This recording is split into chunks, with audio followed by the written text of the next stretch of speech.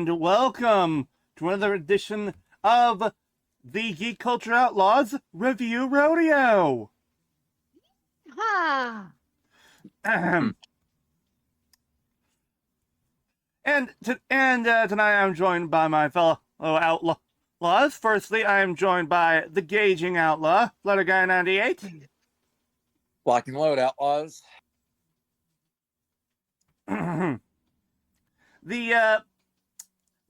The Researching Outlaw, Sentai Master. Hello, my fellow outlaws. Ready for some real science? Hold on, let me quickly move you over here. Okay. Our wandering outlaw, KR36. Oh wait, hold on. I didn't move the right one. Evening, everybody. It's been so long. I feel like I've been stuck in a cave for a while. Oh, relax. Relax. We let you out of there for visitation purposes. I mean, what? I live! Anyways, and finally, there is me, your Game Master Outlaw, Diabot 2016. Now then, first of all, I want to give a shout out to those people who have been watching our recent review rodeo on Hazbin Hotel season and 2. I saw today it has at least 14 views. Not bad, guys. Yeah, not at all. Yeah. You start somewhere. This next one, however, might get a little bit more traction since I'm pretty sure, and as far as I know, there's not really any sort of controversy around this show. Oh, it's another indie animation in production, and it's our first glitch production series. It's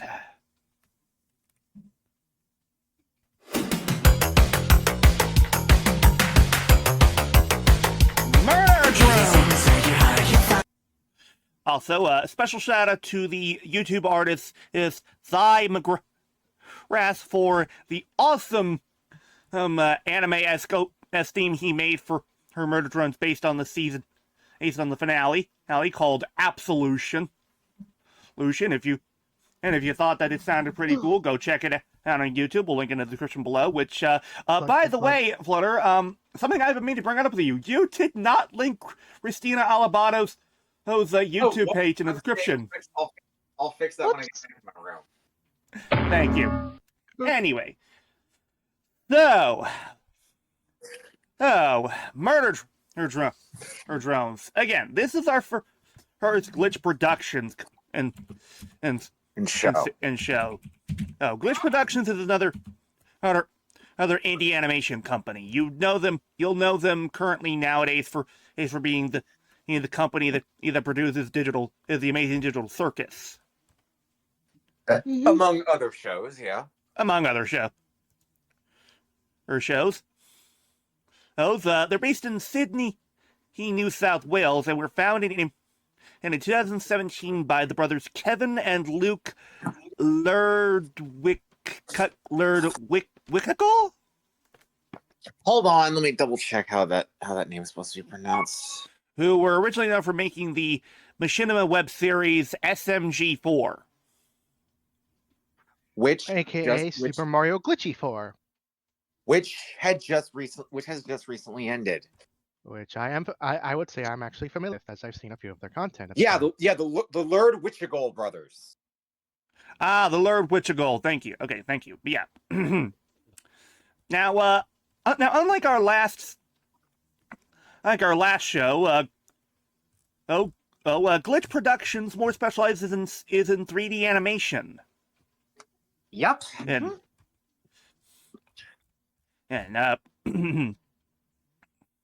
Now, before we go any further, a little bit of a disclaimer regarding the show in particular. Murder Drones is not for kids. It's not for kids. This is very much an adult-oriented series, and I know that we should. And I know it's a case of no duh, but I mean of no shit. But seriously, folks, this is very much a horror-based series. Mm-hmm. Oh yeah. Jeez. If you're little kids, best not let them watch this. Yeah, this is created by Leanne Vickers. Liam Vickers. Liam Vickers. I don't know if they did anything before this. Give me a sec.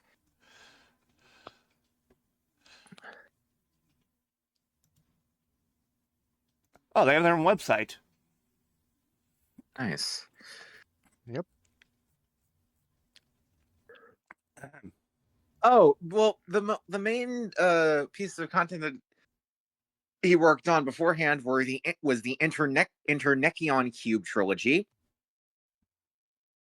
Cliffside, Devil Cat, Abducted, Butterfly Getaway, Let's Split Up, and Let's Split Up,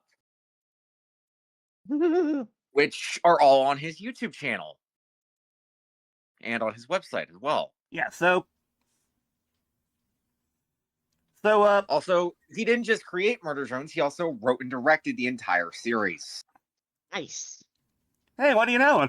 An indie series where the creator got to keep control of it from start to end. Looks over at Nomad of Nowhere.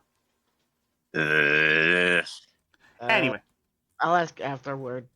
long Yeah. story. So Murder Drones first debuted, believe it or not 2 days. But ironically enough, this actually premiered the same day, in terms of like month, as the second season of Has Been, in October 29th.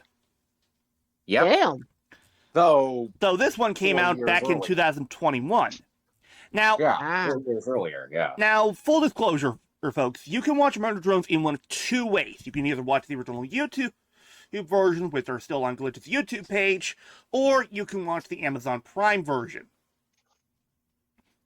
which currently Glitch has a partnership with basically having it on their site, which hopefully that will happen also for the Amazing Digital Circus. So I first discovered this after looking into Glitch Productions, the company themselves, after I saw the first episode of the Amazing Digital Circus. Yes, which, for the record, folks, that's ending soon, so we might be doing... That's ending soon as well, so we might be doing a review rodeo on that one as well. Especially since we only have since we only have 2 episodes left. Mm-hmm. With the most recent episode coming out on March. On March 20th, Frog Day. Yeah. Yeah. Get it. Yeah. So now, much like a lot of indie shows, Murder Drones is a short one, clocking in at only a grand total of 8 episodes, much like Has Been Hotel.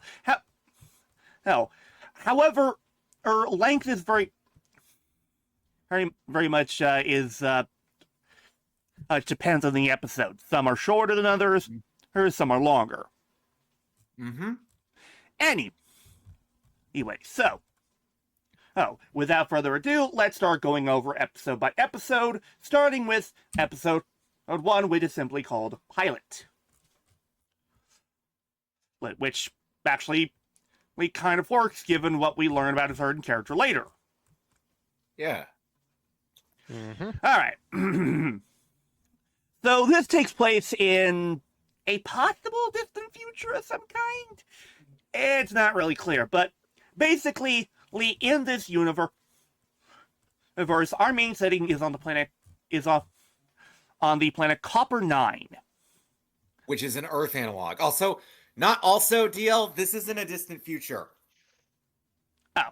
Really? This series takes place in 3071.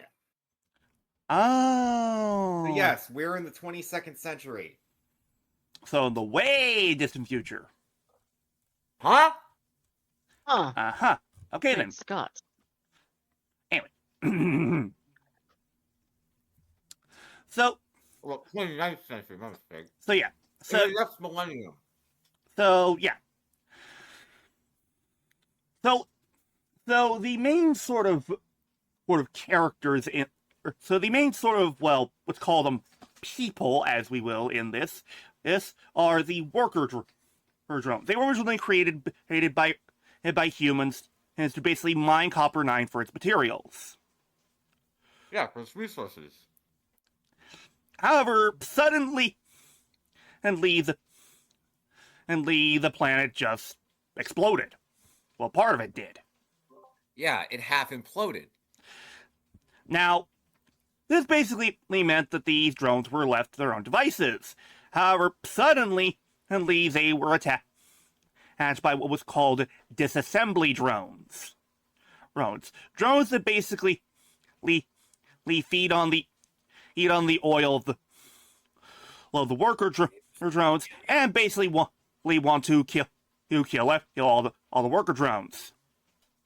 Yeah. They hide behind a set of doors, pretty much like fucking cowards. Yep. This leads us to our main character, her Uzi, voiced by Elsie Lovelock, Yes, Pilot Charlie. among a few other her roles. And many other notable roles. Yeah. So Uzi is pretty much the angsty teen of this series, and is our titular main character. Her Uzi, he is pretty much a troublemaker and wants to basically not only explore past the doors, but also wants to do something about these quote unquote murder drones. Get it? Anyway. Roll credits. Anyway, after deceiving her father, who also created the doors, Khan, just go ahead, make the jokes. John! I was gonna say, AKA, as he's part of the Doorman family. get it? Ha ha ha Yeah, ha ha. Yeah, that's the thing with the worker drones. They basically are assigned with one purpose and basically have to fulfill that purpose. Yes. And they learn what that purpose is by watching others. Anyway, so Uzi basically goes out, he sneaks out of Runs away. no, it's basically sneaks out of the facility with the hunker with the doors and finds essentially a piece of technology from wreckage from a recent murder drone killing spree that will help power or Rodeo eventually created a railgun. And luckily for her, she gets just right just right time to test it out as a murder drone happens upon her and tries to kill her. She thankfully gets in a good shot and manages to shoot off the head of said drone. Unfortunately, it grows its head back, and we learn more about this drone. Meet N, voiced by Michael Kovac. Yes, that Michael Kovac. Pilot Angel and Jax. However, unlike Jax and Angel, and is actually a sensible person. Or drone, or whatever. Anyway, the point is he's not an asshole. Anyway. So, due to his damaged state, N believes that Uzi is a disassembly drone. And she, in fact, isn't. What happens is that Uzi basically talks with N to find out what the deal is with the disassembly drones, and basically makes and seeing the possibility that maybe after the murder drones have finished their job, the humans will just leave them here to die. Yeah. However, that's when ends to Your colleagues come back. Serial designations and V and J. With J being the leader, voiced by Eric Kirby, who hasn't really done too much, but you'd most know her currently and recently as the voice of Bokata from Gundam G-Quox.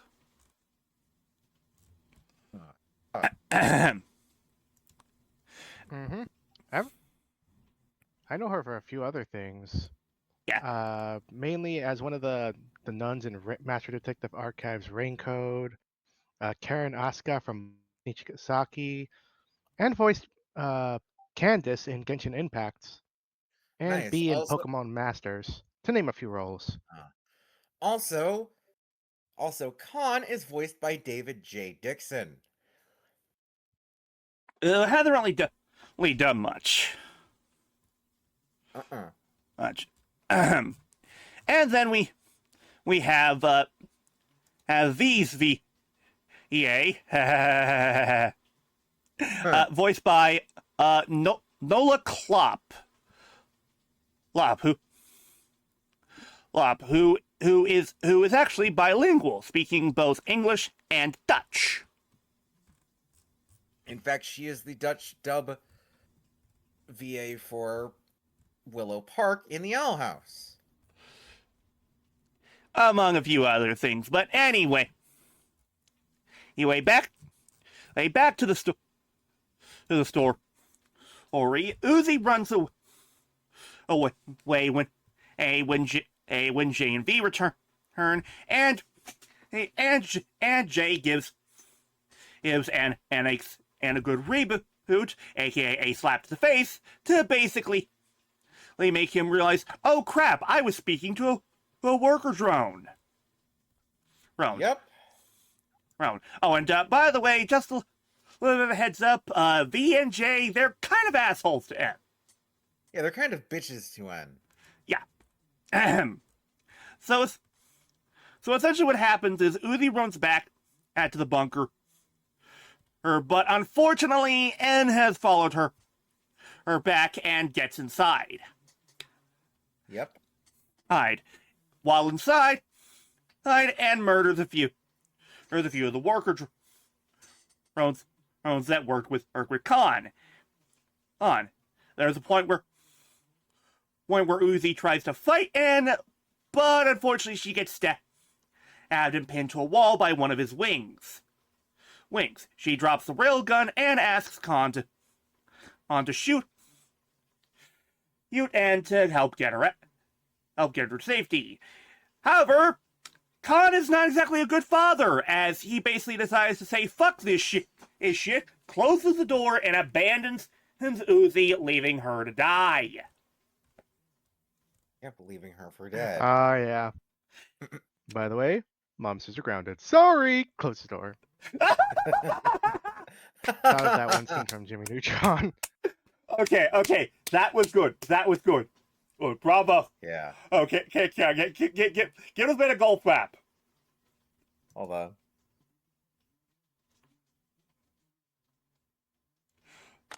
Anyway,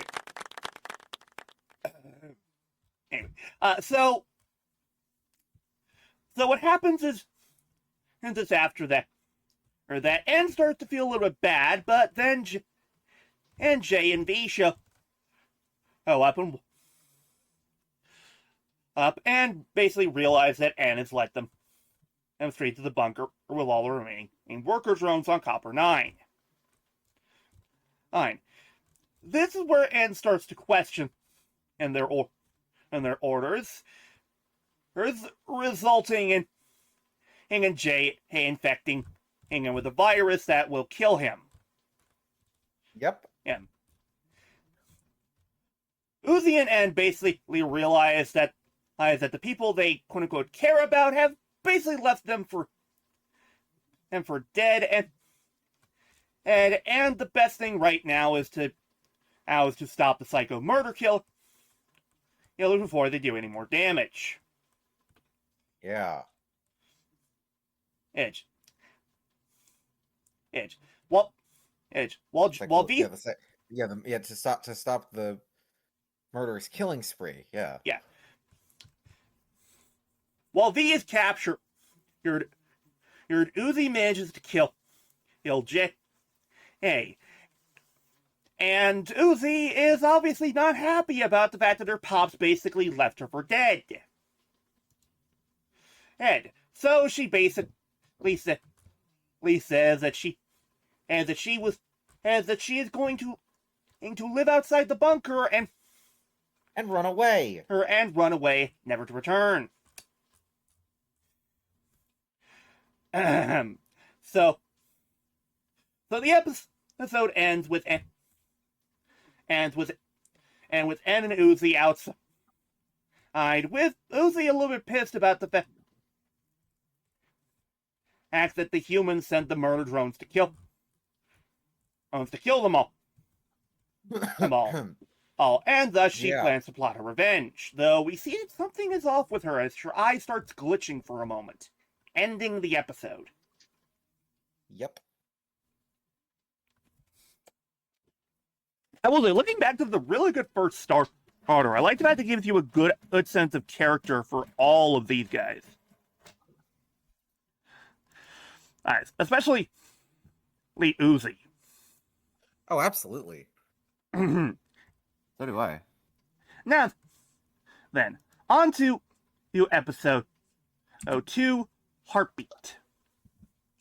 Now, from here on out, this is where the style of Murder Drone starts to change a little bit. Because, as I said before, this is definitely a horror series. And Liam Vickers, to take advantage of it, basically themed several episodes of Murder Drones after several different sub-horror genres. Because For example, this episode is a reference to, or starts out with a reference to The Thing. as in John Carpenter's The Thing. Mm-hmm. It starts off with essentially a bunch of worker drones investigating some sort of strange group who was in the bunker, but slowly, one by one, they are killed off. Elsewhere with Uzi and Ian, and they are actually greeted by Thad, one of Uzi's classmates, who did appear last episode alongside 2 other characters. Oh, and by the way, Thad is voiced by Sean Chiplock. And if you don't know who he is, you clearly don't know anime. Mm-hmm. Also, which by the way, shout outs to Sean for voicing Kyosho, on the dub for Ghost Game. Yep. Anyway, moving right along. So Thad basically tells Uzi and Ann about some mysterious disappearances with several different worker drones. They decide to go back to the bunker and investigate what's going on. What they find is essentially an eldritch horror that essentially is attempting to recreate Jay's body. Uh-huh. Oh, and also, V herself proposes a different sort of story as opposed to what Uzi believes about the idea that the humans destroyed themselves and sent the murder drones to kill the worker drones. However, V proposes the possibility that perhaps it was the drones that killed the humans. Yes. Yep. That, however, is tabled for the time being. And while they're investigating this, Oh, by the way, also real quick, Pilot, that pays homage to Alien. Oh, yeah, that would explain it. I did get a very sci-fi horror-esque feel for that. Because the disassembly drones are a xenomorph Xerox. Yeah, I With could. the way that they attack Outpost 3 being similar to the Xenomorph's assault on LV-426. That brings me back. Yeah, Anyway, that makes sense. And so while they're investigating the whole thing with the this Eldritch abomination, they discover something called the Absolute Solver, or apparently a backup program within the murder drones to ensure their survival. Oh, yeah. what is the Absolute Solver? We'll get to that later. Yeah. Later. What it does reveal is the fact that apparently is that while Jay only recently was infected by his program, and it's not actually part of her base programming. That's not the case with Uzi. So you remember those weird glitches we were talking about earlier? Yeah, that's actually the result of the absolute solver, which supposedly is slowly taking control of her body. However, what terrifies Uzi is the fact that she herself wasn't recently infected by the Absolute Solver, but that she has had this since she was a baby. Yeah. And that terrifies her. As even after they defeat this Eldritch horror, Uzi runs back.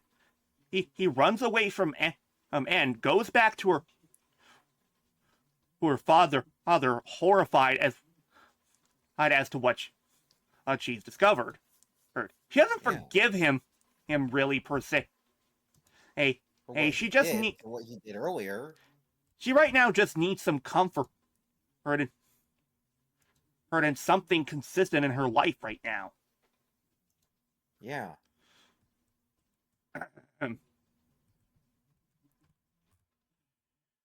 Now, on to episode 3, one of the best episodes of the series, Promenade. Which pays homage to the original Carrie. Yeah. And by the way, at the end of the last... we should probably that's something at the end of the last episode. So, there's 2 other characters that we didn't really discuss as part of Uzi's class. There's the mean girl blonde Lizzie, and her best friend Doll. Lizzie is voiced by Katie Hood, who hasn't really done much, unfortunately. Meanwhile, well, Katie Hood, she's voiced by Katie Hood in the first episode, but from episode 2 onward, she's voiced by Caitlin Dixon, or Caitlin Dyson. Well, the behind the voice actors should update their shit. Yeah.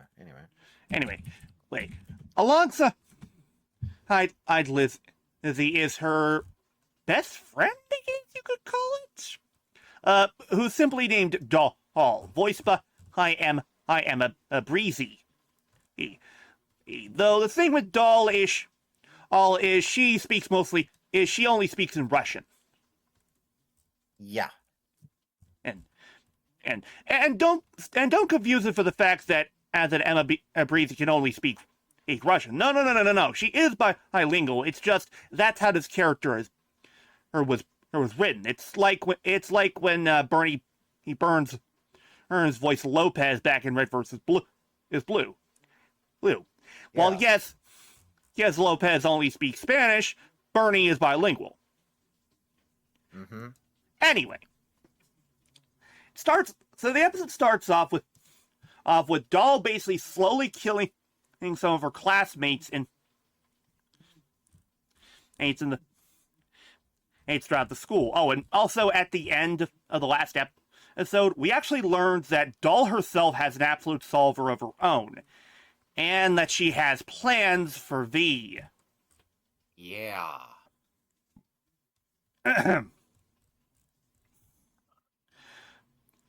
So naturally, Uzi is trying to figure out what the hell is going on with all this shit. But Khan has decided to simply toss all of her conspiracy drawings things in a closet that contains stuff that was written down by her mother, Nori, who currently is believed to be dead. However, Khan basically suggests that she forget about that shit and just go to the school prom, which she is basically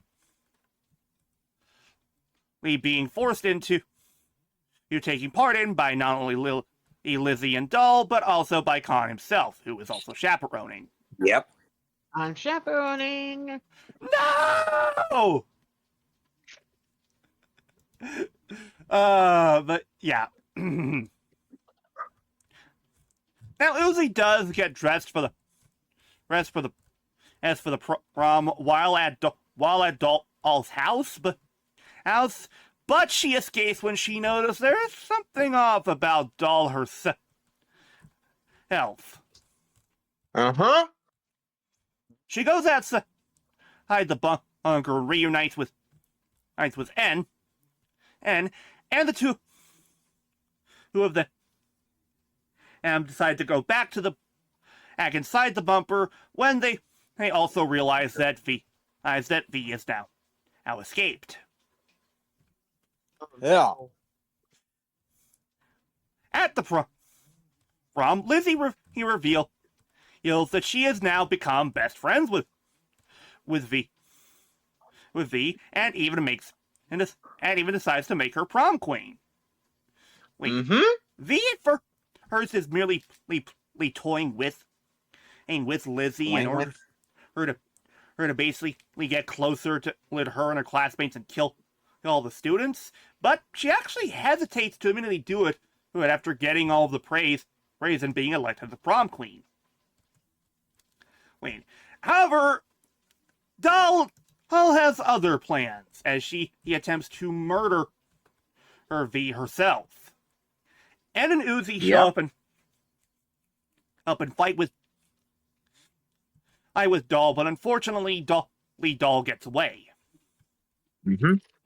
Afterwards, Uzi, and V go back to her house and discover that the reason why Doll has such an axe to grind with V is that, well, V ate her parents. Yeah. So, yeah. However, when Doll is about to kill and V and Uzi, Uzi shows all the power of her absolute solver as well. Also, for those who are wondering what the absolute solver is, it's complicated.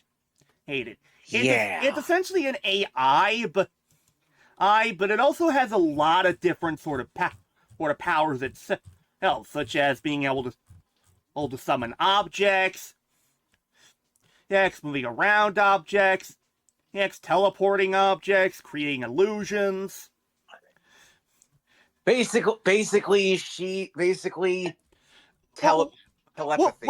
We'll basically call to make things simple. We'll just say the absolute solver is magic. Magic! Shut up, you weirdo. Anyway,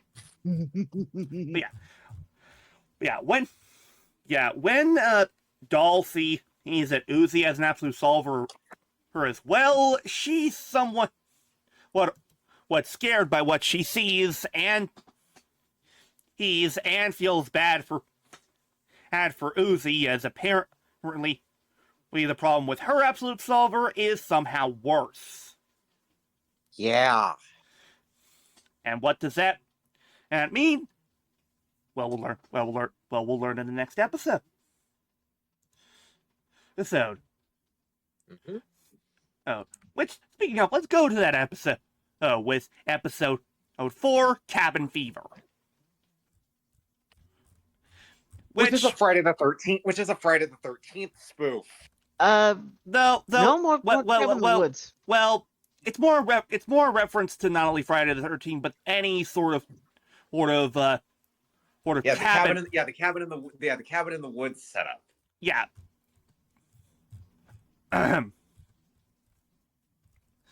So this basically starts off with Uzi's class being brought to a spooky campsite by their teacher, after being convinced to go there by Uzi. Their teacher, who's voiced by Liam, no less. Which is pretty funny. So essentially, Lee chaperoning this trip is none other than Anne and V themselves. Mm-hmm. With the students actually slowly growing to be fond of these two, especially after being convinced by Lizzie they're not going to kill anybody. With Anne in particular being popular with the female drones. While this is all happening, Uzi investigating a cabin and nearby. After finding photos of it among Nori's, Her mom, Nori's. on the stash of Nori stuff of the con hid away. Nori being, again, her mom. Yeah. The thing is though, Uzi notices the fact that both her and Doll seem to have a similar skull charm necklace that seemingly was given to both of them by their mothers. Yeah. While there, Uzi finds a weird bug that basically acts as a key to another location. And Yep. however, things go very much awry when Uzi, he's absolute solver, starts to fully take over and it transforms her into a monster. One that basically feeds off of the cooling oil of the coolant of the other worker drones, essentially needing to feed on that to stay alive. Yeah. To make matters worse, V supposedly seems to know more than she's letting on and keeps N in the dark about it. She starts calling her Uzi Sin for some reason. And what this means is something we'll discuss as next episode. Mm-hmm. Uzi, he unfortunately killed several of her classmates, so thankfully is stopped by N.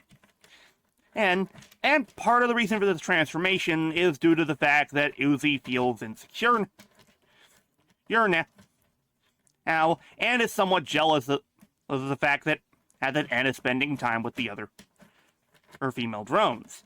However, N basically tells her that he'd rather spend time with her. Now it seems like everything is going happy. Everything's going to be alright, but on the bus ride back, N notices something regarding Uzi. So here's the thing. A murder drone doesn't really go out in the daytime.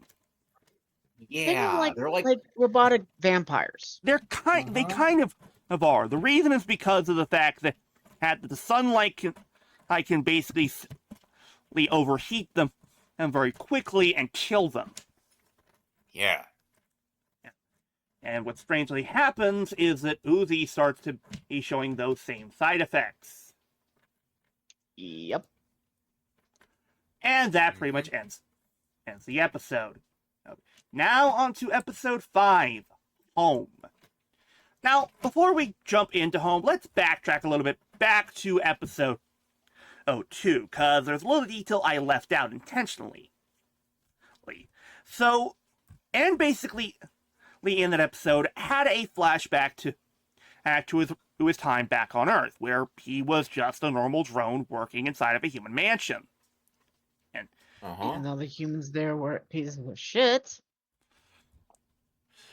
also, for the And record, we're only drawn through as shadows. which I will say this, while it is lazy, it is honestly a clever sort of artistic choice, since it basically implies the fact that the drones don't really remember Earth-specific humans. More, they just remember their voices. Since why would they need to learn who specific humans are? They just do what they're told. Yeah. Yep.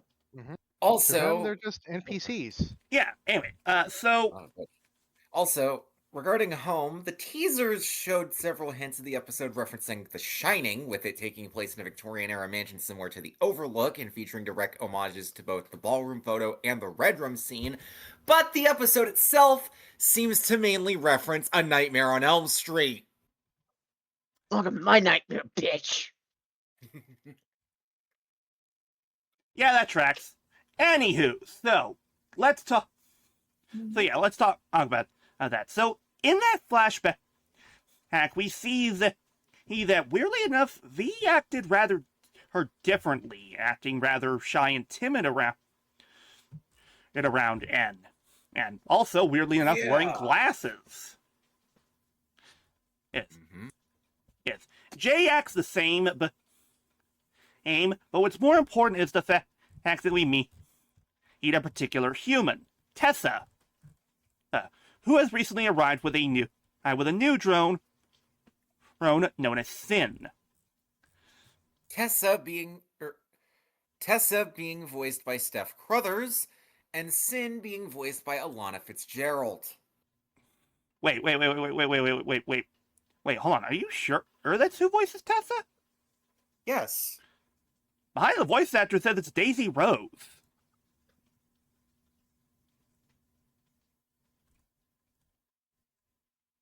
That is weird. Hold on.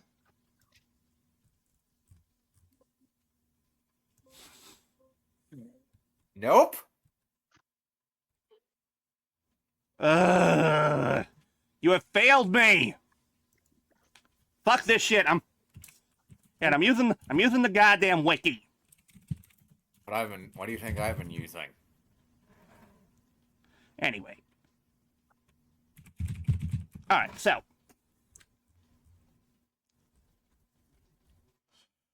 Anyway. Anywho. Oh, also regarding Copper 9, it's an Earth analog. Yeah. I believe we already established that. Yeah, I think we already established that. Not my mistake, anyway. Anywho, so.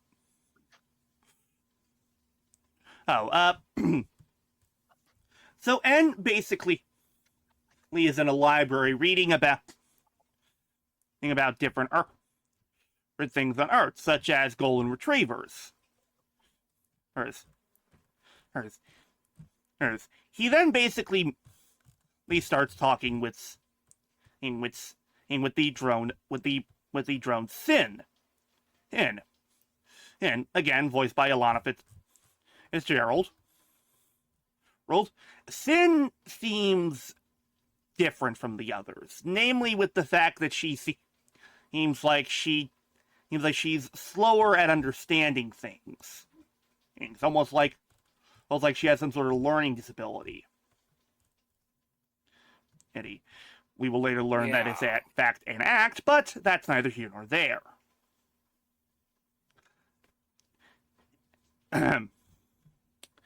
Sin is actually rather fond of him, even calling him Big Brother. we also learned in this episode that humans do not eat their drones well. Like I said, they're pieces of Far shit. from it.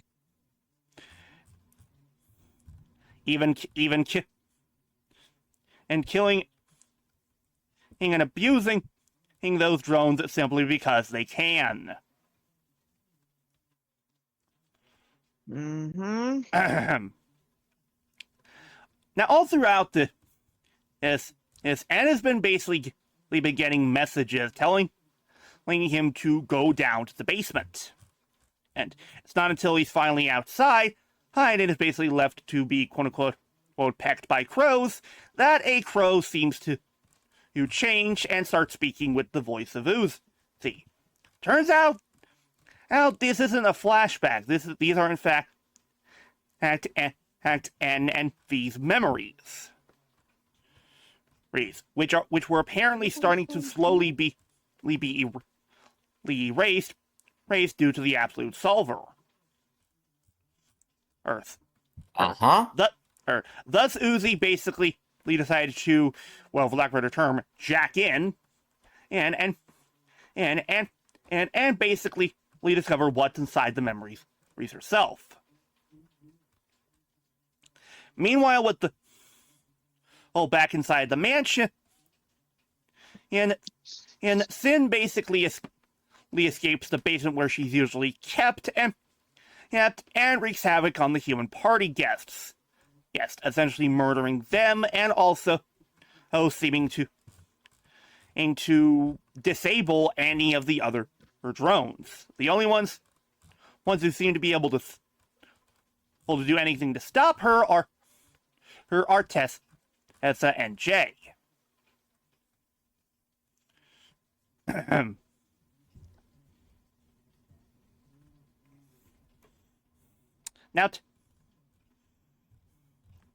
Now Tessa and Jay try to stop Sin, but it's not enough.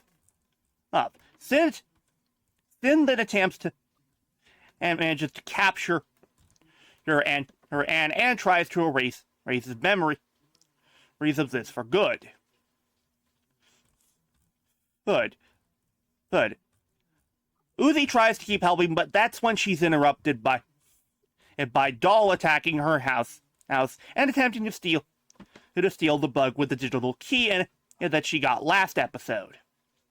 And also being interrupted by her dad. Yeah, but that's neither here nor there. Anyway, so essentially the episode ends with Uzi learning the thing about the massacre of the mansion, and was involved somehow.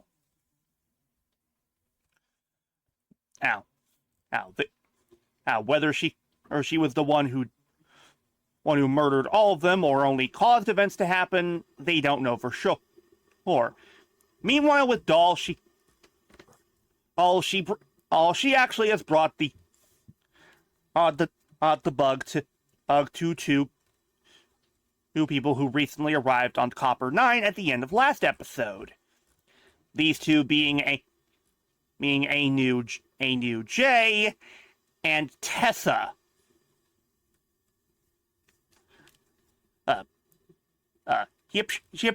She apparently brought the bug to them as a bargaining tip, but she wants to basically figure out how to get the absolute solver out of her head.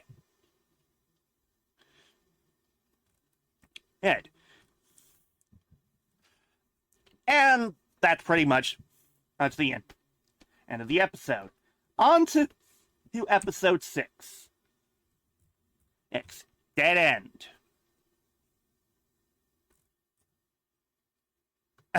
Which references Jurassic Park.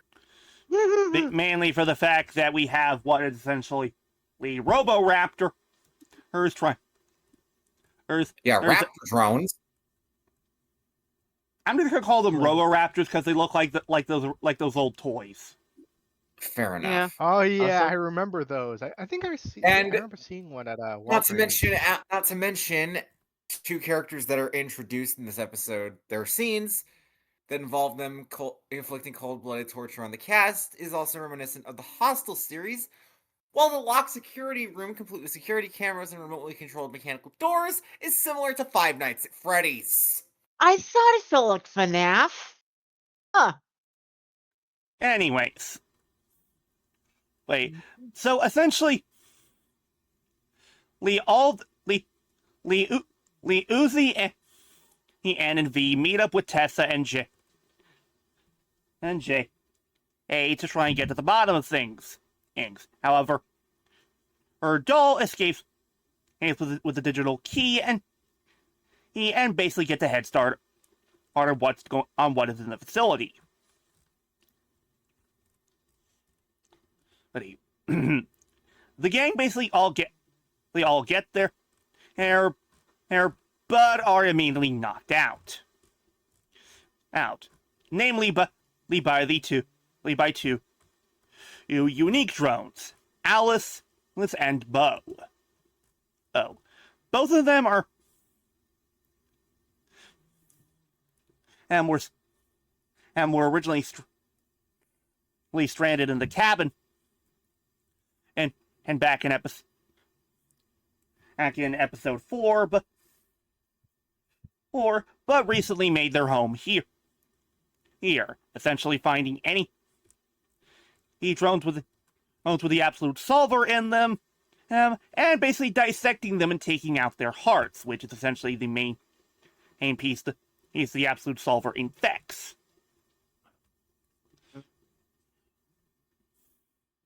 One by one, everyone manages to escape, and unfortunately, the Roboraptor get out. Managed to cause problems as well. Hell, Tessa basically reveals that Earth was not destroyed by the humans themselves. It was destroyed by the absolute solver. Whoops. However, something's not right with Tessa. Even and V notices her personality is rather different, especially compared to the memories they learned from last episode. Oh. They managed to find and supposedly she's been knocked out by the Roboraptors, who all are programmed with these weird sort of flashlights that allow them to temporarily freeze drones in place. Sort of like a Raptor version of freeze tag. Kind of. Essentially, what happens is that we find out that Doll was faking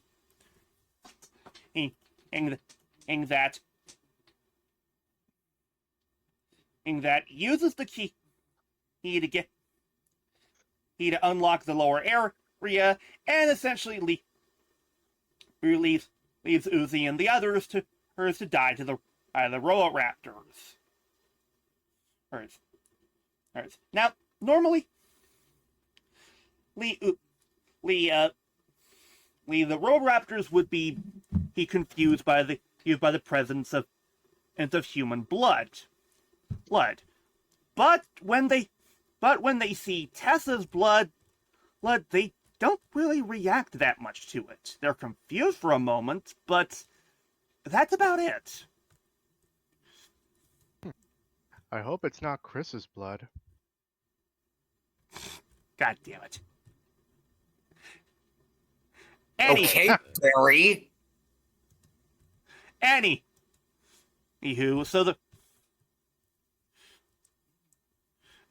so all throughout this episode, the absolute solver is starting to take more and more control of Uzi. his body, and the more she uses it, the more she leaves her mind vulnerable. Oh, the episode ends with the gang escaping on an elevator near to down below, with V supposedly sacrificing herself and saying that she trusts Uzi. On to the penultimate episode. Episode 7, Mass Destruction. And this is where we start to get a few answers. Yep. Which Ooh, which yeah. focuses on God damn it. Which focuses on religious horror, referencing films like The Exorcist, especially since there's a Clark's Third Law style attempted containment of a demonic presence. And most of the episode takes place in an abandoned subterranean system and strengthens the romantic hints between N and Uzi, which brings to mind My Bloody Valentine. I need to watch that. Anyway, so It's a classic. Let's said about the remake, the better. all right. So let's talk about this. It starts off with a massive flashback to the past, where we learn about the bunker that Sin was kept in and that we saw in the mansion, and back in home. So essentially, what happened is humans that were on Copper 9 attempted to actually study the absolute solver and find a way to cure it. Right. Doing so by infecting other worker drones. This, however, was a stupid idea, as it only results in the absolute solver murdering practically everyone.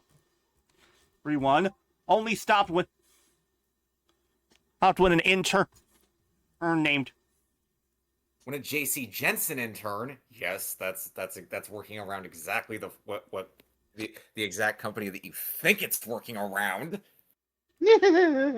Yeah. So an intern that disguised themselves as an actual scientist Mitchell is actually tasked with finding a different drone 488, who supposedly is the only one that should be able to stop what the absolute solver is up to. A patch is shown in this episode, which in a case of not so subtle symbolism is shaped like a cross. McGovern. Power of flash drives compels you. Anyway, so so Mitchell frees drone 48, who we find out is Yeva, who is in fact Doll's mother. So the patch that was used on Nori, who was being possessed by the absolute solver at the time, is essentially a patch that while it will allow her to keep the powers of the absolute solver, will ensure that the solver does not override her initial programming or data, allowing her to maintain her intelligence and not worry about being corrupted by the absolute solver. Exactly. Meanwhile, we see that a drone core that is using an absolute solver that's deep inside the facility is looking over all sorts of documents and details. We'll come back to this later. Yeah. So Tessa basically thinks So Tessa in the last episode revealed to N that there is the possibility that if the Solver fully takes control of Uzi, they might have to kill her for the sake of ensuring all the remaining life of the universe is preserved. Yep. However, regardless of this, N does not want to do this, as he cares about Uzi.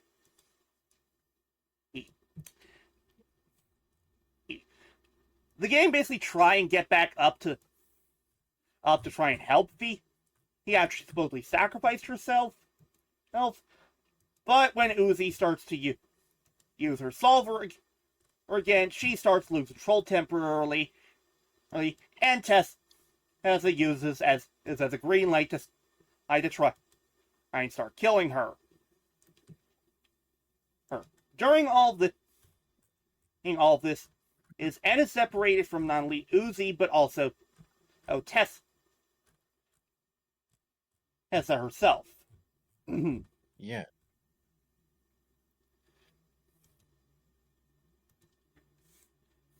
Uzi, he looks around the facility to try and find any information he can on the Absolute Solver, while N is also attacked by the Absolute Solver themselves.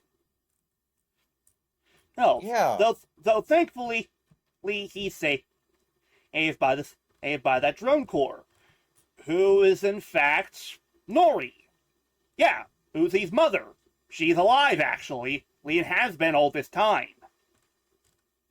And is voiced by Darcy McGuire. Oh, by the way, also Alice is voiced by Amber May. Right. Anyway. Ah, Yeah, that was very awesome. but yeah, I but believe yeah, I met that VA. Nice. But yeah, Nori, he reveals what's going on with the Absolute Solver, and essentially reveals that N's been played for a fool. Yeah. This is not Like Tessa. a dang fiddle. This is in fact the Absolute Solver, who is essentially been wearing a flesh suit to disguise herself as Ambit, trying to convince and to help her for the reason that she deeply cares about N more than anyone else. However, by this point, she now realizes that N more cares about Uzi than her now, and she is not happy about Much to her chagrin. and that does not please her. See, here's the thing.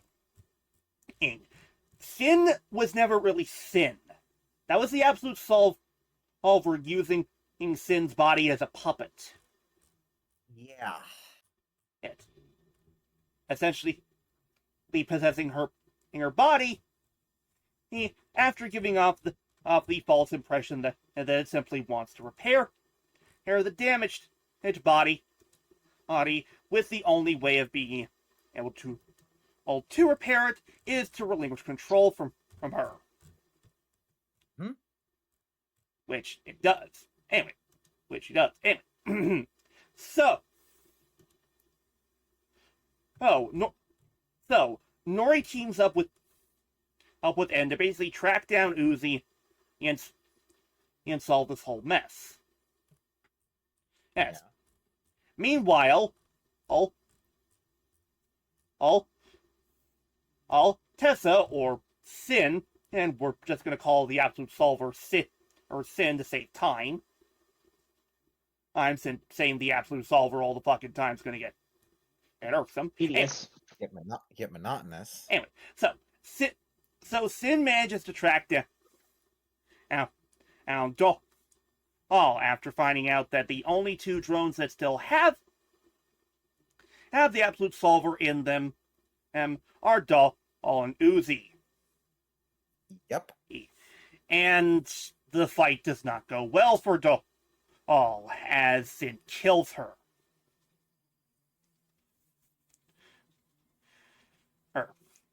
She then tries to make her way to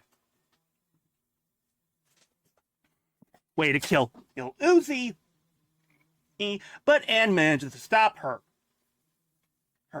And when Anne basically finally realizes that Sin has actually been Tessa this whole time, I'm lying about the patch that could have helped Uzi, and supposedly kill Sin, decapitating her head. Yep. What in the hell? I'm sorry. I'm sorry. On my end, I heard sirens. Weird. No. No. It's from outside. Oh. Huh. So you got it. They're very far away. Though it's probably nothing near me. Anyway. Yeah. Anyway. Well, yeah. So all right. So after her managing to save Uzi and basically reunites with her and gives Uzi the patch to help heal her. Unfortunately, by this point, Uzi has temporarily been taken over by Sin. Yeah. And destroyed said MacGuffin. Yeah, so now there's no way to properly save Uzi. This results in an absolutely glorious fight between Uzi, Sin, and Nori, with an absolutely hilarious exchange between Nori and Sin after Nori shows up. Nori, you're dead. You're freaking grounded. Angry.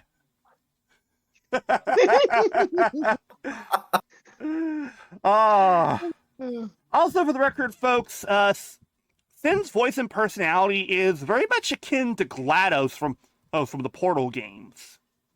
Yeah. Yeah, but I made that joke last when we were watching it. Mm-hmm. Yeah. So.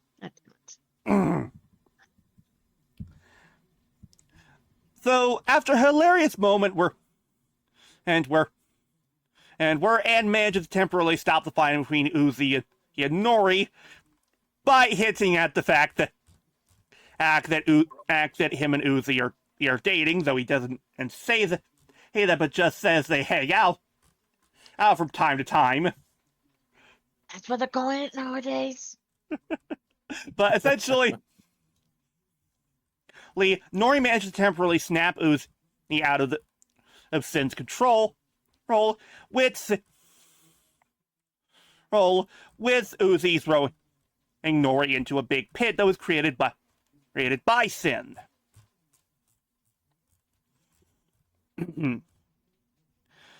Unfortunately, they're not out of the woods yet.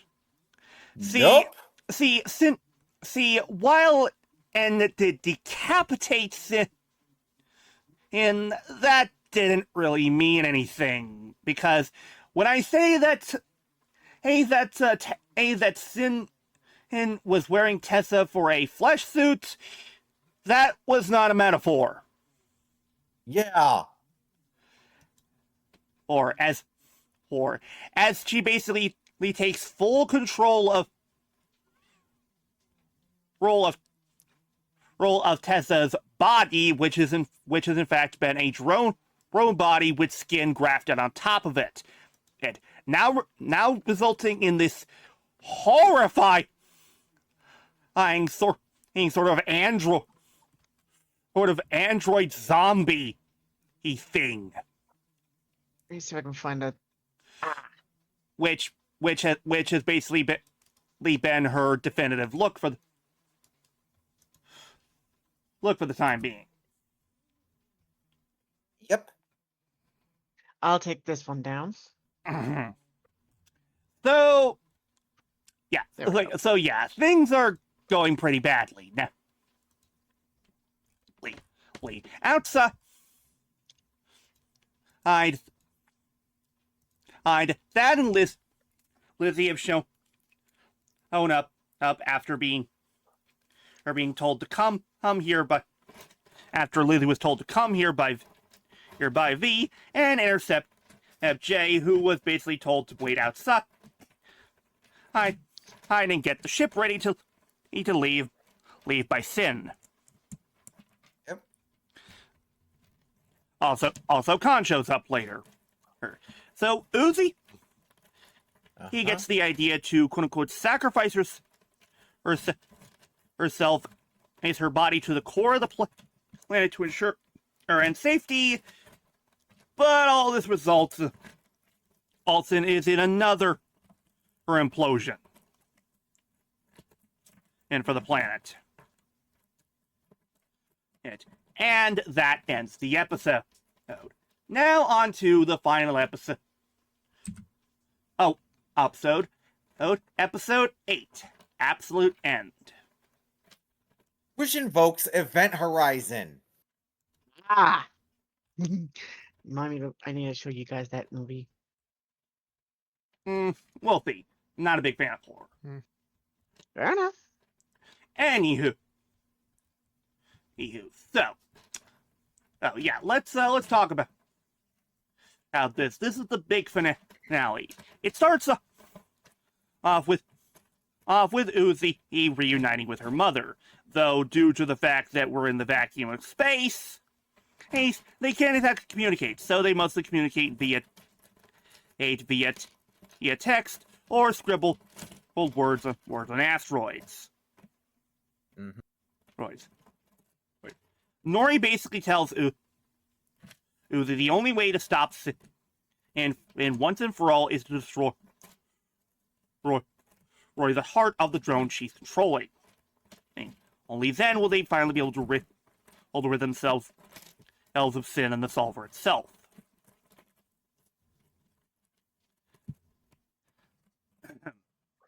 However, her Uzi is somewhat hesitant on this, since she's worried about the solver taking control of her again.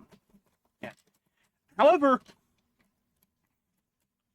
Nori encourages her to try, and says that she should be able to maintain control of her body despite controlling the solver, despite using the solver in her body, as long as she doesn't act like a bitch. Yep. And by a bitch, I basically mean a wimp. Anyway, so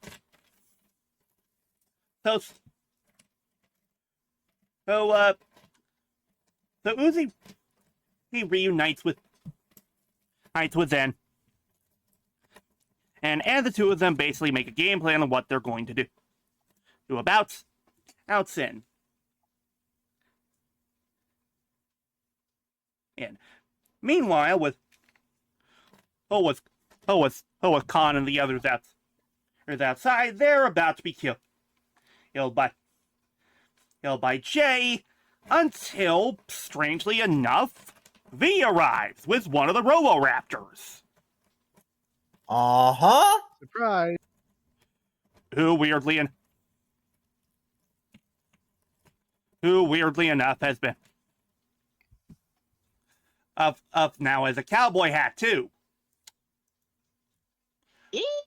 Right on Raptor.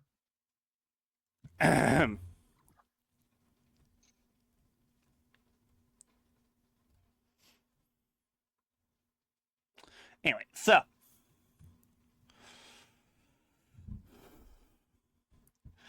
anyway,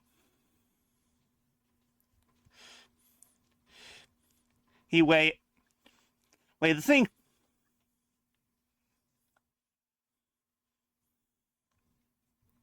Wait, sorry, let me get it. I'm trying to get ahead of myself. Um,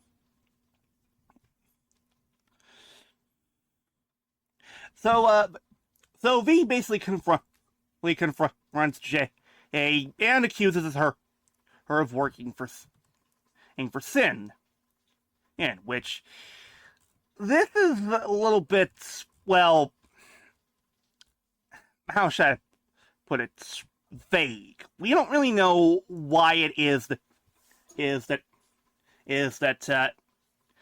Jay is working for Sin. Oh, and by the way, we learned last episode. So here's the thing: the reason and why A and V are murder drones. Yeah, they were basically corrupted by Sin and were used to basically annihilate the Earth. Yeah, and to annihilate the population of Copper 9. Yeah. And commit omnicide. Whether it's Jay is under the control of the Solver or something, or she's doing this out of loyalty to their quote unquote mistress, we don't know. But the point is, right now, Jay is currently the bad guy. Yeah. Yep. And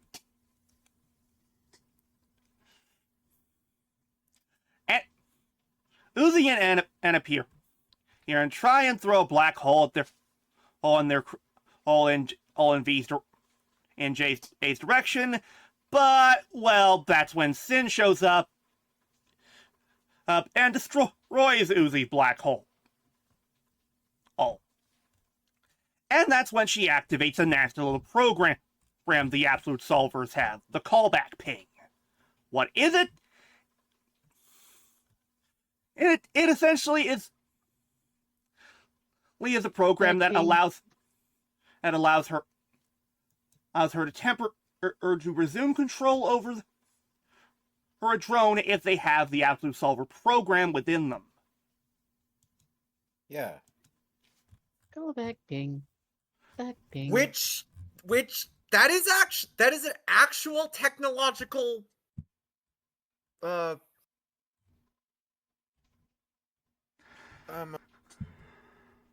Yes. concept.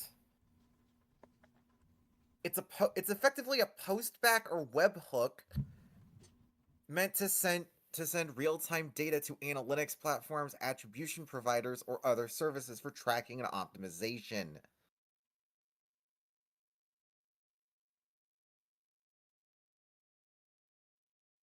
Yeah, what he said.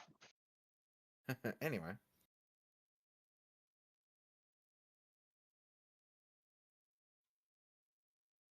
Anyway, so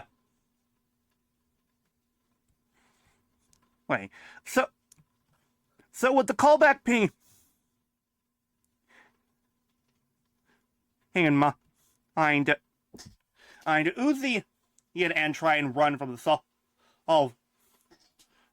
Solver.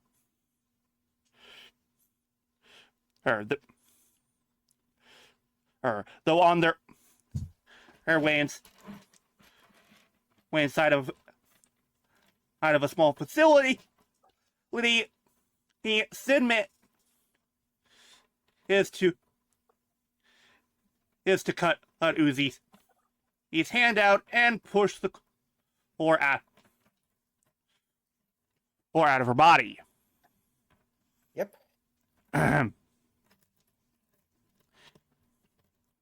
They try and hide from the Solver, hide from Sin, but it's only getting any worse, and it only it's even worse when V shows up and tries to help. Sin even at one point tries to fool her into thinking he's N for a moment by using a shape-changing ability. Mm-hmm.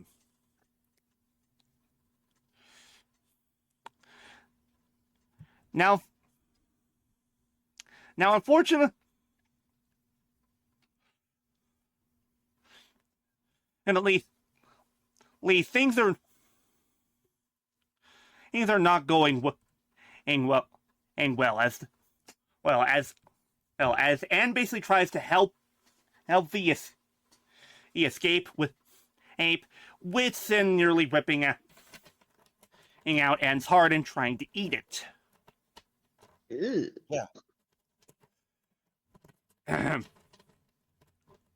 However, thankfully, Khan managed to close the nearby door on Sin, and which caused her to lose her grip.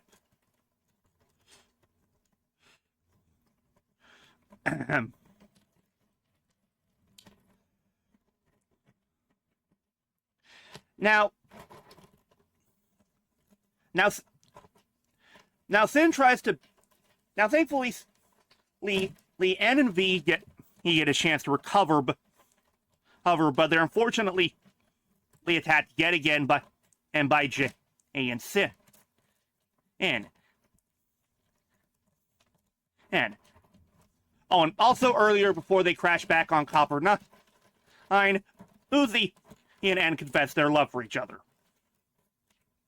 In a fiery embrace, while experiencing re-entry.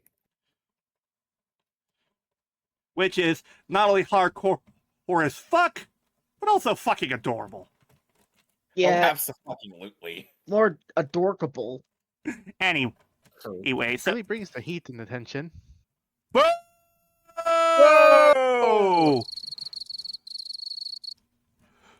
That's from me of Stereo. all people. That's from me of all people. Yeah. Ow. Hey, KR. I got a joke for you. All right. You know what's the same about your joke in a black hole? Sucks. No.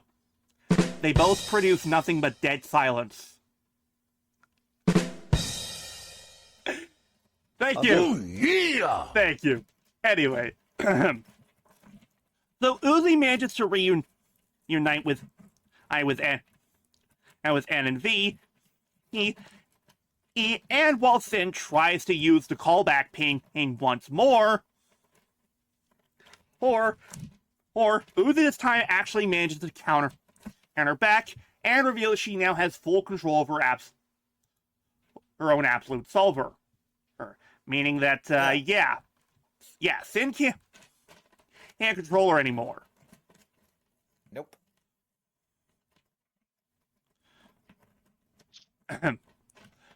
Oh, and also, Uzi got her railgun back thanks to Thad throwing it to her earlier. With a hilarious moment where Jay's right eye flashes is saying prior hazard.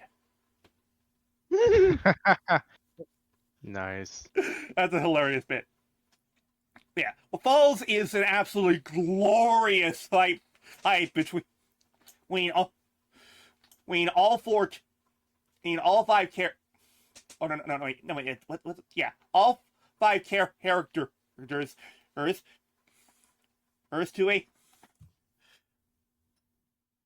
to the music of an exclusive song for the series. He's done by composed by AJ Disperito, and done by the singer Zefriana. Hold on. I don't know who that is, but essentially it's a Nightcore song. Zephyria. It's a Nightcore song simply titled "Bite Me," which is honestly really fucking good to be honest. Yes, we actually heard. Yeah. Oh yeah, Zephyriana. Yeah. Yeah, we actually heard her. We heard his music Heard AJ's music in a prior your episode. in Mass Destruction. Which And AJ even used the song in a Nightcore tutorial video meant to promote the soundtrack. But yeah.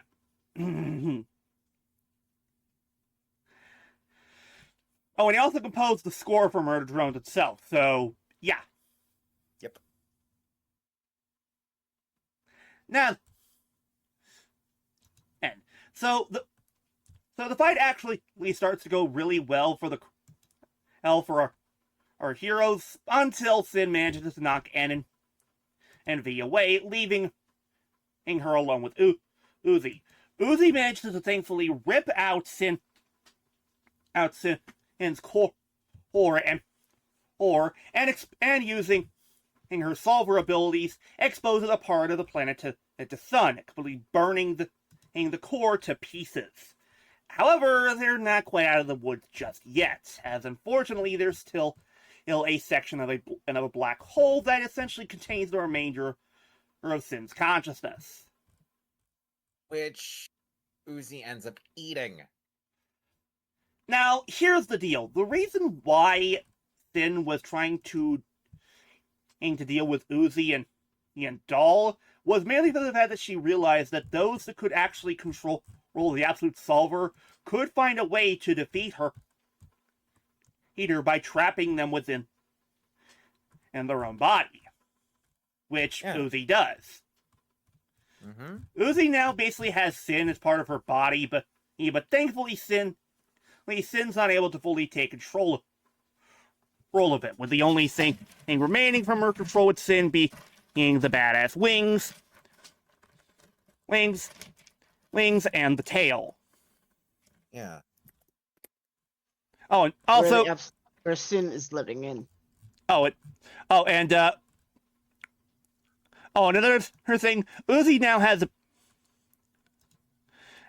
a little bit of a yellow that fades into the purple for her eyes, implying the balance between her and Sin now. Yeah. The series ends with her giving a presentation of the class, much like she had before, or at the start. Much like she did before in episode, much like she did before, much like she did in episode 1. And essentially, everyone lives happily ever after. Though Jay's fate is somewhat left unknown, all we know is that she's trying to repair the ship and leave Copper 9. Mm-hmm. Now, what happens to her, we don't fucking know. However, we do find out that how Khan and Nori managed to reunite and get back together. Yeah. Uzi and V now go to the same school as Uzi, and now N is officially dating Uzi. Mm-hmm. We end by learning about the whole deal with Sin and Uzi sharing the same body. Though Sin is now more of a next Thor than an actual threat. And that ends Murder Drones. Would you like to wear the bow? Now the story's not quite over yet, but before we jump into what could only be described as the epilogue, let's quickly talk about a little bit of Music video epilogue, yeah. Yeah, let's talk a little bit about a piece of fan content. That crosses this series over with a piece of content in the Helluverse. Mainly, Helluva Boss finding the cast of Murder Drones. In other words, next time on Death Battle. So the artist behind the creative artist behind this is the YouTuber known as Moro, or MORR Cross Zero. Mm-hmm. Now, full disclosure, none of the studios behind either show had a part in this. In fact, he says it at the start of the video. This has no association with either. other than the fact that these basically properties belong to them. Yeah. We actually have some decent voice replacements for the character. Decent sound alikes. Yeah, decent sound alikes. We're not going to go over them. Oh, and also a difference between the actual series. See here, the murder drones in this are done with 2D animation rather than 3D. Yeah, much like how the Helluverse is animated.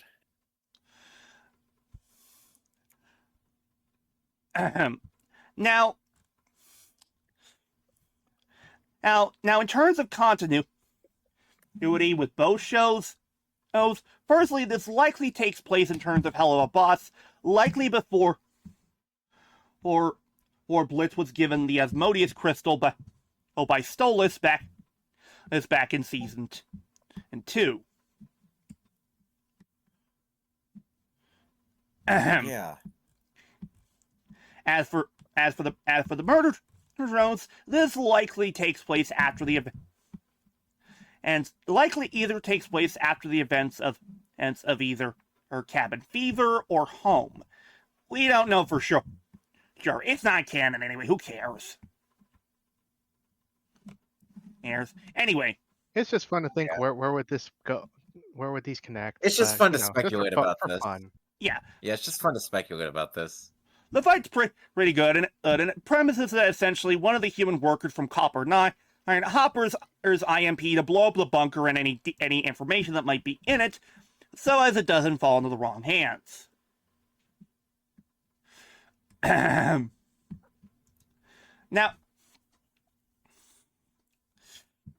Now, needless to say, though, this fight is kind of a wipe, as once the healing powers of the murder drones kick in and Uzi busts out the absolute solver, our poor imps have no chance in hell of surviving. It's only thanks to Stola stepping into the last minute and then the sun coming up that the fight is broken up. Due to the fact that the murder drones tactically retreat. Yeah. Although if Stolas did show up during the fight, oof. Yeah. Squash. Yeah.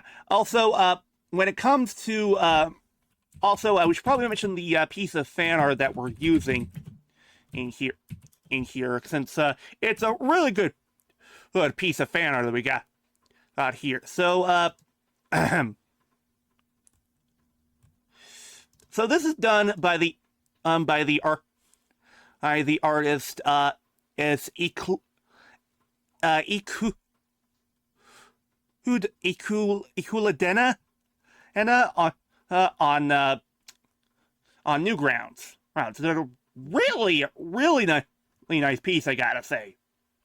Hey, I love all the detail and shading.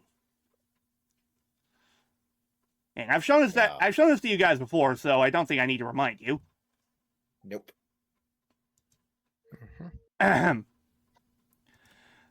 So yeah, it's a little bit of harmless fun, but we feel like promoting and talking about it since we're fans of both shows. Well, most of us are anyway. But now, on to what can only be described as the proper epilogue of the series, which is the epilogue music video.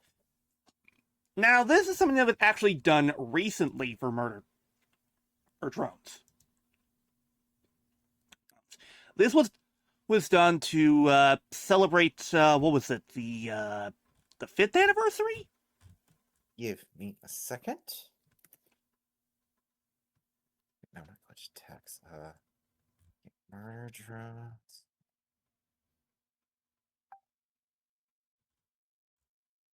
Here we are. If that's good enough.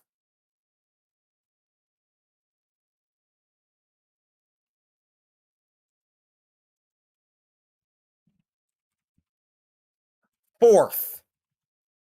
Oh, 4th anniversary. Yeah. Well, regardless, Liz Murder Drones teamed up with the Living Tombstone to produce his sort of epilogue music videos, set to who a song created by the Living Tombstone titled Fight Till I'm Good Enough. Which the music video itself is an homage to zombie apocalypse works and Godzilla. This, actually, a fun fact regarding this is the fact that this episode this video is actually based off a scrap idea from episode 2. In a Q&A with Liam, it was revealed that the original script for episode 2 involved a zombie drone invasion as a play on the zombie virus being a computer virus. However, Liam was unsatisfied with it due to being too close to the mind control narrative and removed an agency from the characters. So eventually it was scrapped and replaced with the main threat being the Eldritch J. So Fight Till I'm Good Enough takes place at least a year after the events of the series, with the main premise essentially being a day in the lives of and Uzi and V. Nori and Ray and Connor are skeptical on and being Uzi's boyfriend. Ren leaving after giving, and that is shown when Nori uses her solver her powers to basically give Uzi and some lunch is on their way to school with a sticky note from Nori basically saying, "Don't let her down. Seriously." Yep. The three of them attend a normal class, but that's when Sin decides she wants to have a little fun, as she basically bites the ankle of Lizzie and basically infects her with a zombie virus. Yes. What follows is and Uzi and V teaming up together to deal with the zombie virus, and then basically overcoming an inferiority complex brought on by the fact that he feels he's not good enough for Uzi. Things come to a head when Sin infects the Roboraptor the V has as a pet, growing it to fucking kaiju size. Yep. In other words, Make my raptor grow. also, but it's Godzilla! It looks like It Godzilla, looks like Godzilla. but due to international copyright laws, it is not. What? Still, we should run like it is Godzilla! No, it isn't. No, it isn't. Anyway. Funny coincidence, Coincidence? I think considering what just got announced recently. Oh, yeah! Quick side tangent. For those who loved Godzilla -1, -0, or whatever new title they'll come up with, supposedly will come out in theaters over here this November. Specifically the Friday after Godzilla Day. Nice. Cool. Back to our really here. Yes. Yeah. The video ends with finally overcoming his inferiority complex after Uzi basically eats the note that was given to and by Nori, basically giving him the implication that even if her parents don't think he's good enough, he's good enough for her. Mm-hmm. And manages to actually spot Sin's tail and realize this was all Sin's doing, and essentially slaps her silly and chokes her out until Sin finally gives up and undoes the damage. With everything back to normal, and is confronted by Nori and Khan, who now hold out arms, welcoming him into the family officially, before Uzi the envy, he fly off into the night. I'd along. I'd with Uzi and a loving embrace, ending the music video. Yeah. I really enjoyed this. Is actually, and So did I. I thought it was a great way to you know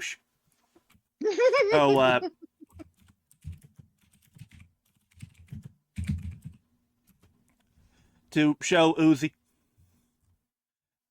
and N's relationship and give a proper epilogue to the series. Mm-hmm. Mhm. Also, I found this hilarious piece of fan art. Brace yourself for this. This is Yeah, great. Let's see it. All right.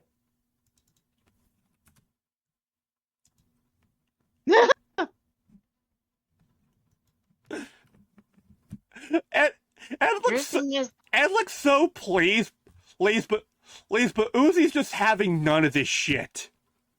Yeah. yeah.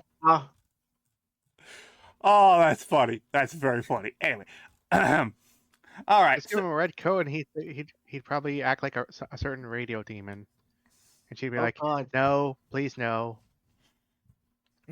Anyways, so let's talk about how the series is itself now. Our overall all thoughts on it. Yeah. Let me quickly find the artwork, the art piece that I used and show it, and remind you guys about it. Shout out to the Twitter artist, his Dog X Lover 19 for this lovely piece of fan art that we're using here. Really great stuff. Oh yeah. Right. And a constant reminder to support your local artists. Hashtag screw you AI. The hashtag fuck AI. Yes. All right. Now, I know that this mostly is a horror series, and I'm not much of a fan of horror, but honestly, Unless there's a good mix of action. the thing is, the horror aspect, that's not really what what draws me in and keeps me engaged. Personally, what keeps me engaged are the characters. Mm-hmm. Yeah. This is a very good character-driven series, because you grow to like several of these characters, especially Uzi and N. While he at first acts like an absolute bitch, over time she shows shades of her that she's not as one-dimensional as you might think. Yeah.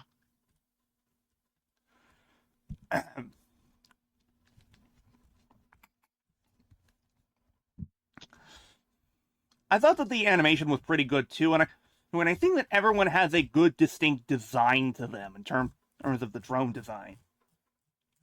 Mm-hmm. It's also so nice that Uzi is pretty much like the angsty teen, but it feels like any of these stereotypes with her are played up for laughs. Mm-hmm. Yeah. Yeah. It's done tongue in cheek to the point where it feels very self-aware. It Mhm. does. Like the fact that when she's like, "I'm not mad at you, I'm just hormonal," you could pretty much tell what kind of show this is Yeah. from just that line alone. Not to mention her signature catchphrase is "bite me." Exactly. Hit me. Honestly, I can't really say which character I personally prefer her, either N or Uzi. I like them both in their own way. Yeah. Although, Yeah. They're I- two halves of a whole package. although N kind of feels like me in a way. Which, by the way, for the record, folks, if this isn't enough of Murder Drones content for you, you have other methods of getting that fix outside of fan content. And as Glitch Productions has teamed up for the first time with an actual graphic novel company to basically create a graphic novel for Murder Drones. Let me check. Now, Hold on. this was Kickstarter.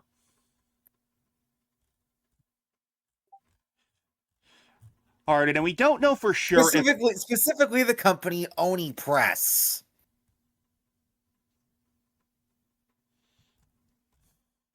Anyway.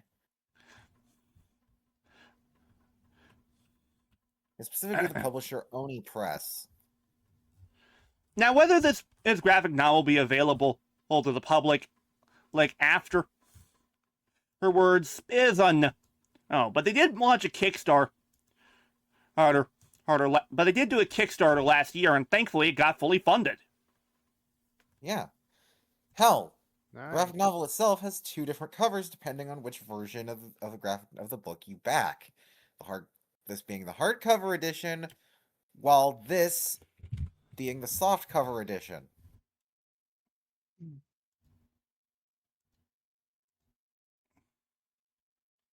I like the first one personally.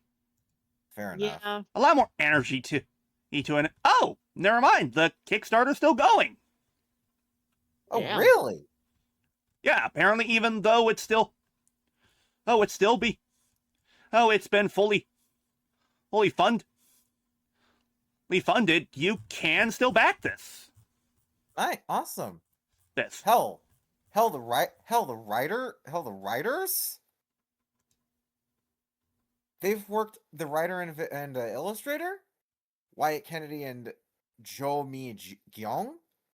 They've worked on two Marvel comics, those being Marvel United of Pride Special and Marvel's Voices Infinity, and as well as the Boom Studios Power Rangers comics, the Rogue Sun comics, and the Critical Role Vox Machina comics. Ah. Now, a lot of the big name tiers are pretty much tier rewards are pretty much all gone. But there are still several where you can still ask for there, or there's of course the lowest one that gets you the soft cover for about $25 bucks. There's also who's a foil variant for also over 25. There's a digital PDF version, which is the lowest tier at only $20 bucks. There's a horror set variant for 40. A hardcover variant for 45. A graphic novel sign and slipcase for 110. And finally, there is the J.C. Jensen corporate set for a grand total of $220. Damn. Damn. Too rich for my blood. Honestly, I'd much rather get the soft cover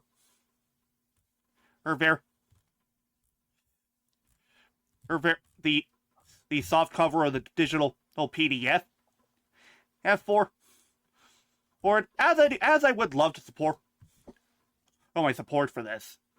Plus the artwork looks really fucking good. Yeah. Plus we don't really know any details about this other than the fact that it's supposed to be adapting in the original series. Mm-hmm. Personally, it's interesting the fact that we're actually getting a retelling of the series, and who knows if this does well enough, maybe we might get us at a graphic novel exclusive sequel series. Yeah. Well, the animation and the horror aspects are interesting. It's the characters that really have my eyes and ears on throughout the whole series.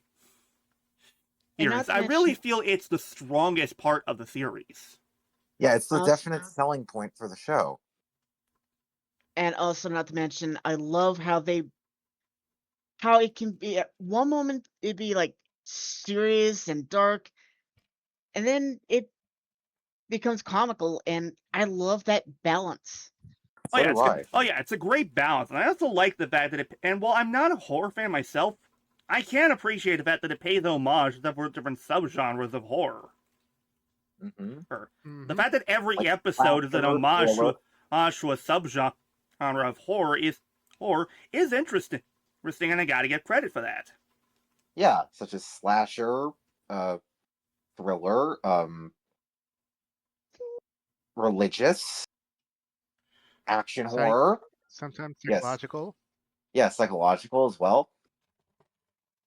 I will say this though: there is one aspect to Murder Drones that is probably the weakest aspect of it, namely that its story is difficult to grasp at times. Yeah. Yeah. It could be. I remember watching this the first time and being like, "Oh, okay. Maybe I'll understand what's going on in the next episode." And first time viewers may get lost in the story, especially like if you're not paying attention well. Sometimes you'll forget who's who at times. Yeah. Honestly, Lee, what we recommend you do is two things. Firstly, watch the series for the first time. I'm on your own. And On your own time, yeah. and then before you try rewatching it, we recommend you go watch Cartoon Universe's The Complete Story of Murder Drones Explained. Wherein YouTube. The guy actually breaks down every episode one by one and all the details of it you might have missed. Mm-hmm. Hell, the reason why we're able to tell you all these details that we could is because of the fact that we watched this guy's video. Yep. Beforehand. Yes, we watched the whole series, but we still had trouble grasping a few things, and that's honestly really a difficult problem. Yeah, that's And honestly a That's big not a flaw. flaw on the show. Oh It's no, not a big issue, but It's not like, a you can big still have issue. flaw. a show like it's nonsensical humor, but If you want to to get actually the bigger picture, you have to really think if about you it. want to understand the show in its full, you need to in its entirety. you need to understand its story, which again is difficult to comprehend at times. Mm-hmm. I don't really blame Liam for this, as this was his first time. Well, here's the thing.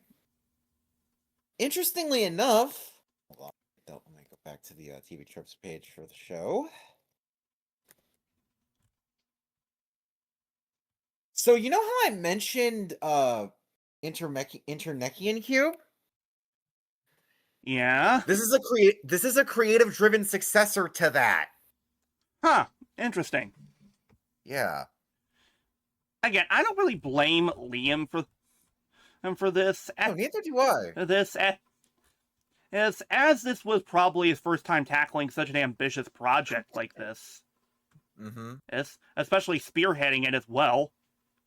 Hell, and even the greatest writers don't do well their first time around. Oh Hell, perfect example of this shit.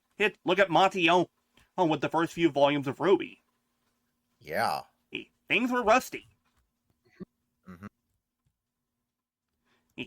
And that's not a bad thing. And really, it's just one thing that's holding the show back. Yeah. Hell, especially considering which regarding this show, it has a massive fan base with a treasure trove of fan works.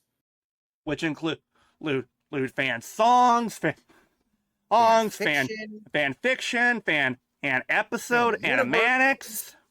Yeah, fan universes, web animations, and even web comics. Even fan OCs too. Yeah. Murder Drones, despite ending in years ago, still has a die-hard fan base to this day. Oh, abso-fucking-lutely. Hell, regarding fan fiction, it even has crossover fanfics with other pieces of content, like, for example, My Hero Academia, The Amazing Digital Circus, and The Owl House, just to name a few. Guessing not many for the Helluverse. Sadly, no. Weird. You would There's think probably that a few somewhere. Weird. Probably it depends on the site you're looking for. weird. You would Yeah. think that given him that one fan made video that would spark a massive if growth of Helluva Boss Murder Drones content. Mm-hmm. Oh well, what are you gonna do? They love you. Exactly. But yeah, overall, Yeah, you'll see. Sometimes you'll find surprises. overall, this is a pretty good series, and honestly, it's a pretty nice one to watch around Halloween. Oh, Mhm. absolutely. Because if there's one thing I will give Murder Drones credit for, it's its atmosphere. Mhm. Oh, well, Here, definitely. Here, That's when the- it goes, that's the biggest aspect that it excels in. besides its Ooh, yeah. characters, when this thing wants to sell you on a spooky atmosphere, it fucking nails that shit. Oh yeah, Oh, definitely. absolutely. I give Murder Drones a B+. A plus. Okay.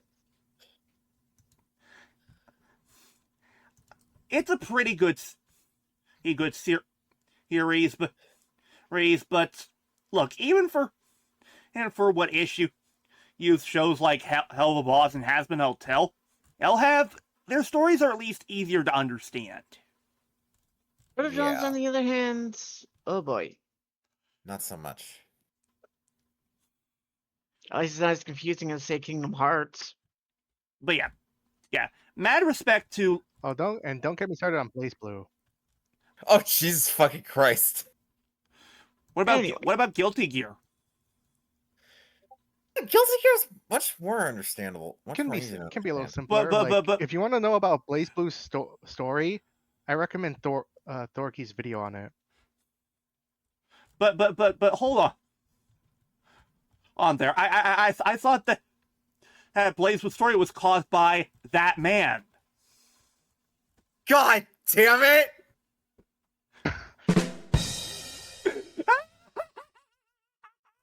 Right. Anyway. But yeah. Well, that's guilty.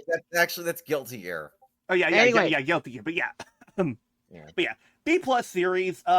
He's my respect to Lee and Vickers and Glitch Productions, and for the series. May its characters continue to live on in merchandise and fan content. Yep. And Yeah. and, Not and bad for their sorry. that because before Murder Drones, there were two other shows that they had worked on, Metal Runner and Paradise, Oh Which- yeah. which were more or less spin-offs of characters they introduced in their SMG4 series. Murder Right. Drones being the first one that is completely original. That's entirely standalone. Yeah. Yeah. Which is pretty cool. Not bad for a first outing for the Oh, for them definitely and not.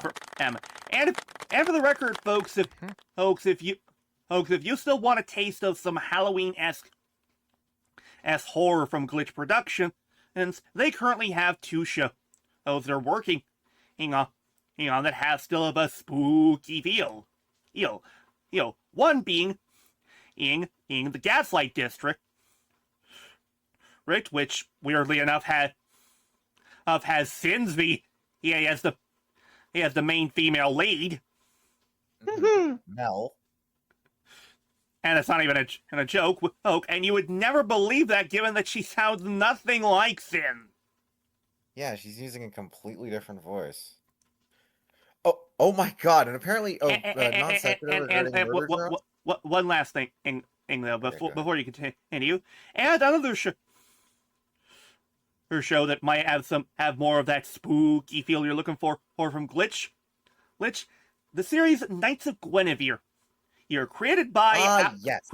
Owl House creator herself, Dana Terrace. Dana fucking Terrace. Mhm. Now, So far, there's only been one episode so far, but it's the already pilot? but it's already gained a lot of traction. we do absolutely. know that the Gaslight District has already been greenlit for a full series. Sadly, Knights of Guinevere is still waiting for that green light, though it is likely happening. Considering they're relying on merchandise for that to happen. Yeah, that's how you make sure. Merchandising. Yeah, you see, people. Where the real money from the Indiana mission is made. Yeah, people. We need to realize regarding indie animation and show. Well, they make their money off of ad revenue from their shit on YouTube. What they really make the most money from is the merch. It's merch. Also, one of the by the way, regarding fanfics, like crossover fanfics with murder drones, one that's very much catching my eye, Infinity Crisis, which it crosses over murder drones with the MCU and the Arrowverse. Wow. Sounds And the heroes interesting. of the DCEU. Sounds interesting, but a little bit cluttered. Yeah. Anyway, Yeah. Anyway. Especially with Infinity Crisis combining multiverse theory. so Yeah. wait, Anyway. but yeah.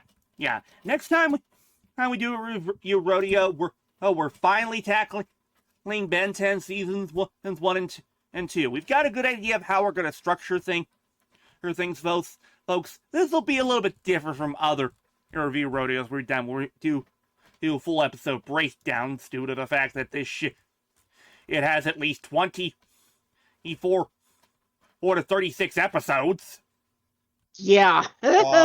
Longer, more than that. Eh? Oh wait, do you mean for the first 2 seasons? Yeah, first 2 seasons. Yes. Yeah, just the first 2 26 seasons. or slightly more, 26 actually. 26. Yeah, this shit has We're 26 close. episode people, so we can't break down every episode. We'll tell you more about how we're going to be doing it when we cover it next time. But again, that's for next time. But for now, that's going to do it for this edition of the Review Rodeo. It's time for the sign-offs. Go! Go! We We pressed the button, but we don't have that yet. Yeah. I have been your Gaging Outlaw Flutter Guy 98 saying, Saddle up, Outlaws. It has been your Researching Outlaw, Sentai Master 100. And remember, folks, I put the mad in mad science. Bye. This has been your Wandering Outlaw, KR36, reminding you to dial in for murder. Murder drones, that is. Anyway. But as always, be sure with a simple thumbs up. Anyway. And I have, of course, have been your Game Master Outlaw, the ELBot 2016, reminding you that there are no cheat codes in life, but there are hints and tips. And today's tip is if you are a fan of Glitch Productions and want to pretty much play a video, the closest to an official video game for this, and for them, go check out Glitch Car. Go search for Glitch Carts on Google. Go look up glitch carts. Yeah, go Google glitch carts. Which includes a grand total of 4 characters, 1 for each series.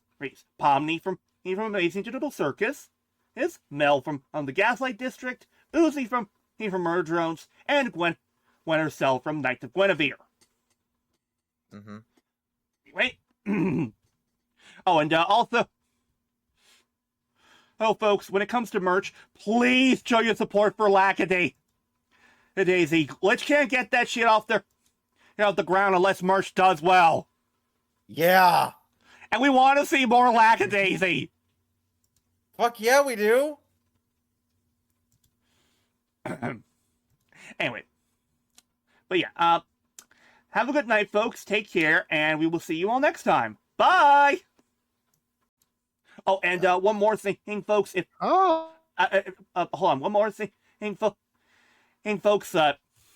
Quick add-on. Be sure to check out our quick addendum. Check out one of our new campaigns that we're as we're doing One of on our our channel. actual play, tabletop role playing game actual plays. Yeah, one of our tabletop actual plays of the Marvel whole TTRPG.